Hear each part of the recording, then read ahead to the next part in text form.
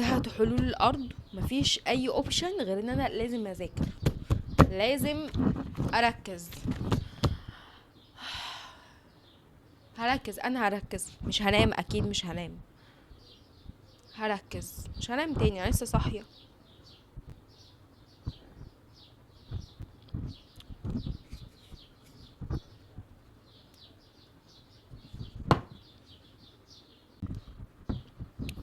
بسم الله. تركيز تركيز.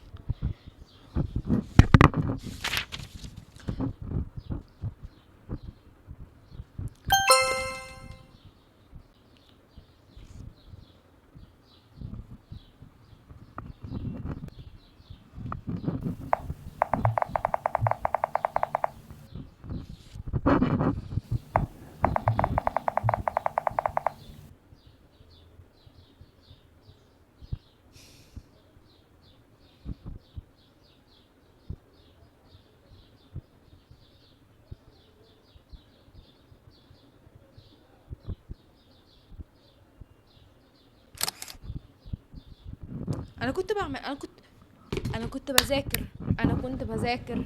امشي من هنا. أنا عارفة كويس المشكلة اللي بتمر بيها وقد إيه بتواجهي صعوبة في التركيز. يلا هقولك هنحل المشكلة إزاي. ركزي في كل كلمة علشان مفيش وقت خلاص. ولا بصي يا برو، المذاكرة مش فيلم اكشن، ولكن مش لازم تكون فيلم رعب برضو. لو كل مرة هتفتح الكتاب وتلاقي نفسك يا اما سرحت او نمت او عملت اي حاجة الا انك تركز، فانت غالبا بتذاكر غلط، وده اللي هنصلحه النهاردة. يلا بينا. في وسط زحمة الفيديوهات اللي على اليوتيوب واللي انا بعشقها، ده بيتي، اليوتيوب ده بيتي، بس انا مش بلاقي ناس كتير بتتكلم عن المذاكرة، مع ان دي حاجة مهمة جدا. يعني انت علشان تبقى اي حاجة في حياتك، عشان تبقى حاجة عالية، علشان تبقى ناجح، فانت هتعمل ايه من غير مذاكرة؟ العصر اللي عمال يتطور ده والدنيا اللي عمالة تجري، هتعمل ايه من غير مذاكرة في العالم ده؟ هتعمل ايه من غير شهادتك؟ هنشتغل منين ونجيب المام منين؟ فعاوزة على الفيديو ده تفاعل من نار. ولعوا زرار اللايك، كومنتات وشير. شوف في الفيديو ده احنا هناخد 5 نصايح عملية، انا بقولك حاجات بطبقها، مش بقول مش اي حاجة كده وخلاص. 5 نصايح بجد لو طبقتهم هيفرقوا معاك كده، لان احنا في وقت حرج جدا، احنا داخلين على امتحانات واوريدي في ناس بتمتحن. انا بتكلم بس بالاخص على الثانويه العامه، قربنا ودي سنه مهمه جدا في حياتك، يعني انا مش هوصف لك هي مهمه قد ايه، فعايزين نشد كده شويه. اول نصيحه، خد بالك من ال20 دقيقه الذهبيه. هاتي تايمر، وقت. عقلك بيحب التغيير، فما تفضلش قاعد ساعتين متواصلين انت عايز تذاكر، لا انا هخلص دلوقتي. كان زمان وجبر، كان زمان. ليه؟ لان احنا التركيز عندنا بيئي يا دوبك. ليه؟ بسبب الريلز اللي احنا بنتفرج عليها، فخلت حاجه عندنا اسمها الاتنشن سبان، اللي هي المده اللي انت تقدر تركز فيها قليله جدا. فانت حاول كل 20 دقيقه تاخد ريست 5 دقايق، وارجوك ابعد عن الموبايل في ال5 دقايق دول، لان عقلك عايز يرتاح، مش عاوز يتشتت. مش عارفة اودي وشي منك فين، بس انا حتى ال20 دقيقة دول ما بعرفش اركز فيهم برضو. هقول لكم ازاي بقى تعرف تركز اصلا في ال20 دقيقة دول. في ناس فعلا ما بتقدرش تركز 3 دقايق على بعض. فهنركز ازاي؟ فتحنا الكتاب، بسم الله، بسم الله. ركز، حب المذاكرة عشان المذاكرة تحبك، حب المادة عشان المادة تحبك، عشان ده مستقبلنا. دي اول حاجة لازم تحطها في دماغك. تاني حاجة، بصوا يا جماعة، انا والله في موضوع المذاكرة ده كنت بفتح الكتاب واقعد ادح ادح ادح ادح، مذاكرة، وفي الاخر انت بتذاكر ليه؟ عشان نعرف نحل في الامتحان فنجيب درجات عالية. يعني الاساس ايه؟ احنا بنعمل ده الافورت ده كله ليه؟ علشان ننجح في الامتحان نعديه. اجي احل امتحانات بعد ما اخلص مذاكره الاقي نفسي طور لاهي في برسيمو، ولا عارفه اي حاجه. طب ازاي؟ امال فين المذاكره والدح اللي بقاله كام ساعه ده؟ فدي غلطه كبيره بقى، خلي بالك منها. ازاي نركز؟ تحفز دماغك ان انت في سؤال جاي. يعني انا بذاكر، فدماغك هتتجبر، هتبقى عايزه تاخد اي حاجه او تستفاد باي معلومه علشان انت حفزت دماغك ان في اسئله جايه. فانا اذاكر جزء اعمل منه سؤال، اذاكر جزء اطلع من الجزء ده سؤالين 3 على قد ما اقدر، وابدا اسال نفسي ده كان بيعمل ايه وده كان ايه. يبقى ابدا ان انا اطلع اسئله. يعني مثلا بيقولك المادة الفلانية او الحاجة الفلانية بتتكون من كذا وكذا وكذا وكذا، انت تحفظ كذا وكذا وكذا ازاي ده بقى. فانت كده عملت سؤال، ماشي، عملت سؤال وتبقى عارف الحاجة دي بتتكون من ايه، وتبدأ بقى تحفظ ده علشان انت محضر ان انت هتتسأل فيه. فانا طول ما انا محضرة عقلي ان في سؤال جاي، ده هيبقى صاحي مش هيعرف يسرح. عملتها وبعد كده تروح طلعت اسئله، تروح سائل نفسك تاني، يبقى ده كان ايه، احنا استفدنا ايه من الفقره اللي احنا قريناها دي. ممكن اول حاجه تلاقي نفسك مش عارف اي حاجه، فتيجي تراجع على الفقره دي مره تانية، فهيبدا عقلك يركز عشان انت عارف ان انت هتتسأل، انت محضر نفسك ان في سؤال جاي ولازم تجاوب عليه. فتبدأ بالطريقة دي تخزن المعلومة صح، وعقلك يبقى انت فتحت عقلك كده عشان يستوعب المعلومة او ياخد المعلومة كده عشان يعرف يجاوب. بصي انا مش عارف اعمل سؤال او مش عارف ممكن الاسئلة تيجي ازاي اصلا. انا كنت بعمل ايه بقى في اللحظة دي؟ كنت بدخل على الامتحانات واشوف الاسئلة شكلها يجي ازاي، وابدأ ان انا ابص في المادة واطلع اسئلة زيها. حلو. يبقى لو انا مش عارف اعمل سؤال بعمل ايه؟ ادخل على الامتحانات واشوف الاسئله بتيجي ازاي، وابدا ان انا اعمل اسئله شبهها، اطلع اسئله من الحاجه اللي انا بقراها شبهها. حلو. وبرضو انت كل درس بتذاكره بيبقى عليه امتحانات، صح؟ بيبقى عليه اسئله او عليه امتحانات في الاخر، فانت اقرا الاسئله دي، اقرا الاسئله عشان تفهم الاسئله جايه ازاي وايه النقط المهمه اللي المفروض اركز عليها واللي الاسئله بتيجي عليها، وتبدا لما ترجع تذاكر البتاعه دي انا شفت السؤال بتاعها، يبقى ده حلها. فاهمين الفكره؟ فدي لازم تبقى محفز دماغك اول باول على الاسئله، ان انت في الاخر بتذاكر ليه؟ عشان هتتسأل. ركز، الموبايل مش صاحبك دلوقتي، عايزاك تبصله بصة ده اللي هيضيع مستقبلي، او ده اللي هيجيبني ورا، او ده اللي هيندمني على كل دقيقة ضيعتها، عشان دي الحقيقة. تخيل معايا الموقف ده بالظبط، انت قاعد بتذاكر وصدقت ان انت عرفت تركز وحبل افكارك بدأ يشدوا بعض كده، هوب جاتلك نوتيفيكيشن، اجري على نوتيفيكيشن. وده اللي انا بعمله بصراحة، اجري على نوتيفيكيشن اشوفها والاقي نفسي ضيعت نص ساعة ولا نص اليوم حتى. كل ده بسبب نوتيفيكيشن جاتلي في ثانية، ضيعت مني ساعات. والساعات بتجيب ايام، والايام بتجيب شهور، عارفين ولا اكمل؟ عارفين صح؟ فاعمل ايه؟ اطفي النوتيفيكيشن. تعرفوا والله العظيم انا دلوقتي متخرجه بقالي 2 سنين، ماشي. انا وانا في ثانويه عامه موضوع النوتيفيكيشن ده كان بيشدتني قوي، فبجد انا عملت ميوت لكل النوتيفيكيشنز اللي في الموبايل، كل النوتيفيكيشنز، بحيث ان انا ما فيش حاجه مش بتني دي ما اسمعهاش مستقبلي بيضيع. انا لغايه دلوقتي عامله الخاصيه دي، شوفوا من 2019 كنت في ثانويه عامه، انا لغايه دلوقتي عامله الخاصيه اللي انا عامله ميوت لكل النوتيفيكيشنز. بجد بتشتتني، لو انا بشتغل بتشتتني، لو انا بعمل حاجه بتشتتني.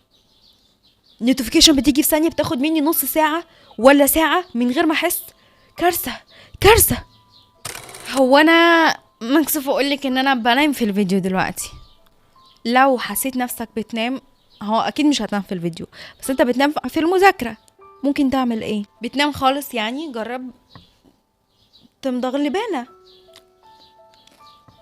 اللبان بيساعد ان مخك يفوق، بيحفز خلايا المخ، فممكن تاكل لبانه، ممكن تشرب ميه،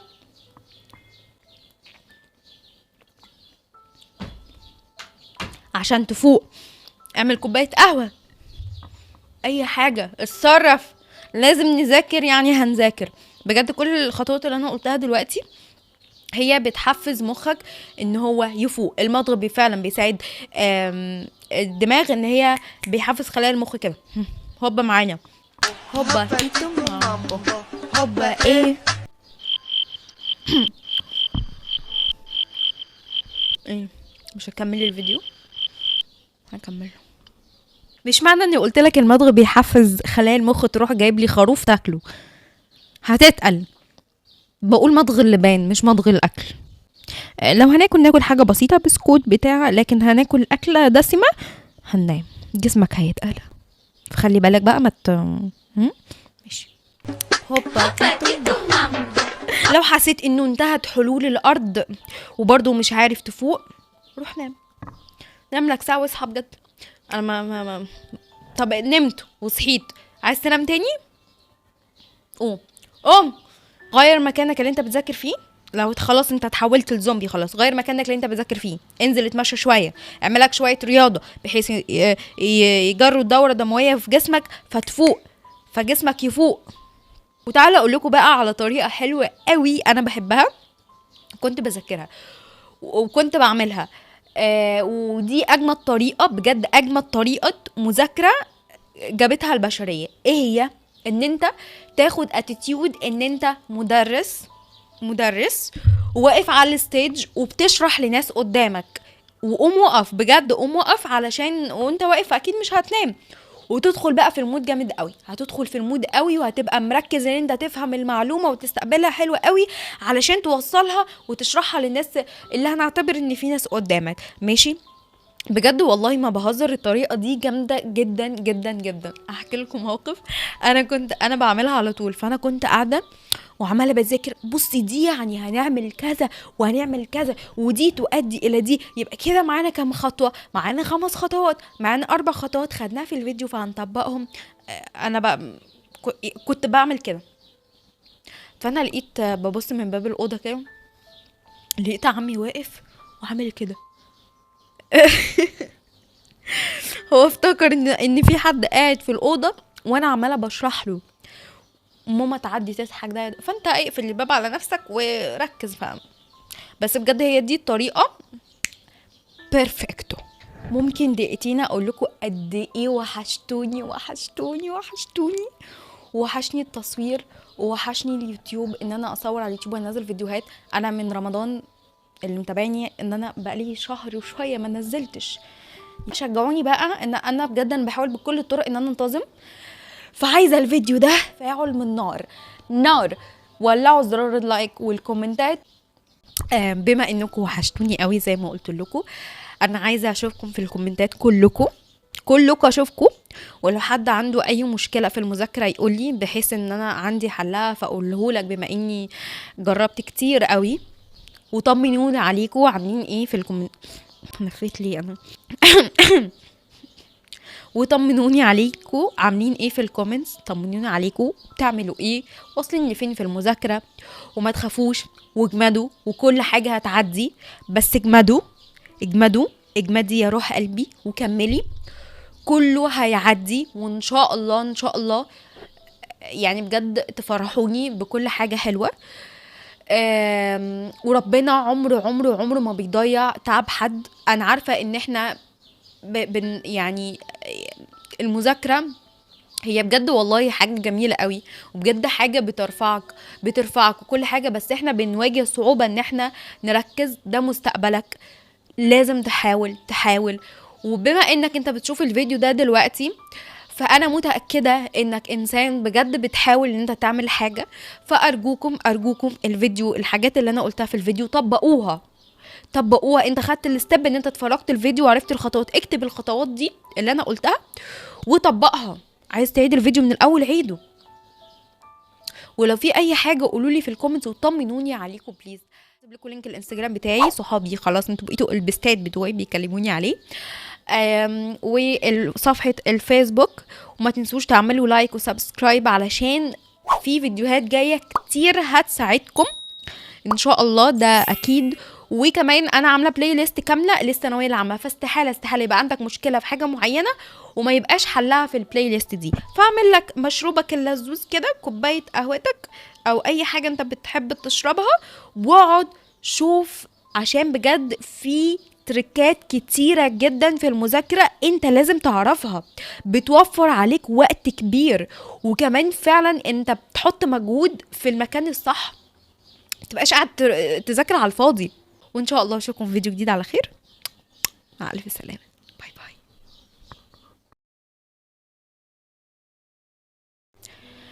بسم الله الرحمن الرحيم، يلا نبدأ. انا ناسي حاجة، ناسي حاجة، لحظة واحدة.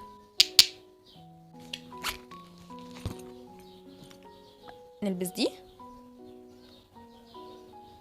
ترندي موت، دار الحياة. ودي منين بقى؟ دول منين؟ من البراند بتاعي الجديد بيري اكسس. هسيب لكم اللينك بتاعه علشان تشجعوني وتشوفوا كمان كل حاجة. احنا ورانا مذاكرة، ورانا امتحانات، ننجز بسرعة كده اهو. هنا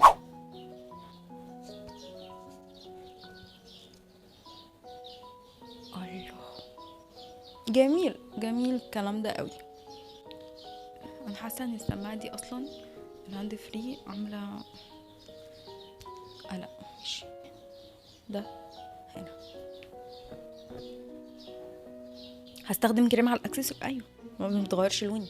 هو انا يعني انا هعمل لكم براند او هعمل لكم حاجه هتغير لون؟ ده كلام بجد، ده كلام يعني. بقالي قد ايه؟ انت بقالي قد ايه بقى بتعملي الحاجات دي؟ انت بتحطي هاند كريم وحاجات والاكسسوار مغيرتش لون؟ بقالي اكتر من 8 شهور، يعني داخله في السنه كمان. الاكسسوار غيرت لون مغيرتش لون. حلق معلش. بصي حطي لي بقى على المونتاج الحاجات اللي تشك كده وتزومي بقى. اوكي، هوب ايرينج، رش بارفان كده عشان نخلي ريحتنا يعني نخلي الجو لذيذ وريحتنا حلوه كده. هختار دي. وبالنسبه بالمناسبه يعني ان ده هيبقى ان شاء الله براند برفيوم هيكسر الدنيا.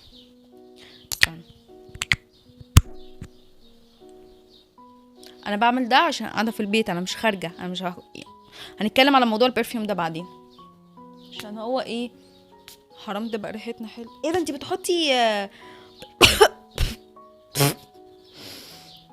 ده في بقي؟ ما نتكلمش الا غير لما نحطه. بحط برفيوم وانا لابسه اكسسوري.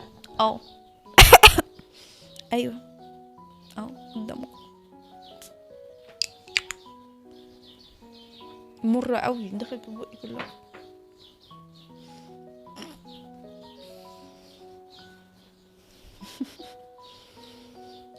كده انتعاش. ثواني بس.